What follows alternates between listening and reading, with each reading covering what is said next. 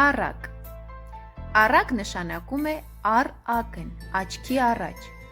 Այն բարոյախոսական բնույթի գրական ստեղծագործություն է, որտեղ այլաբանության միջոցով ներկայացվում, ծաղրվում և քննադատության են ենթարկվում մարդկանց արատները։ Առակը ժողովրդական բանահյուսության հնագույն տեսակներից է և առկա է գրեթե բոլոր ժողովուրդների բանավոր ստեղծագործության մեջ։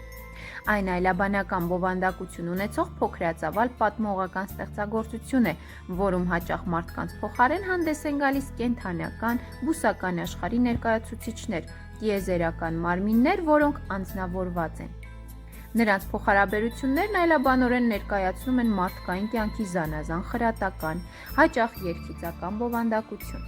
Մեծ դժվարությամբ ուրեմն առակի տեսակը մուտք է գործում գրավոր գրականության մեջ և վերջապես 12-ից 13-րդ դարերում արդեն հանդես են գալիս հայ նշանավոր առակագիրներ Մխիթար Գոշը և Վարդան Այգեկցին։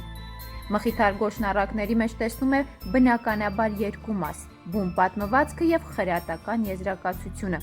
Պատմվածքը, որն աշեշտում է առակ, գաղափար, օրինակ, եղանակ և այլ բառերով, ըստ Մխիթարի լինում է 3 տեսակ՝ բարոյական, առասպելական և ստեղծական։ Բարոյական առակներն առնված են կենդանիների բարքից, բնավորությունից կամ բույսերի հատկություններից և շատ քիչ ունեն կամ բնավ չունեն գործողություն։ Առասպելական առակների մեջ պատմվածքը վերաբերում է կենդանիներին, երբեմն և բույսերին, իբրև գործող անձերի, իսկ ստեղծական առակներն առնված են մարդկանց կյանքից, գործող անձերը մարդիկ են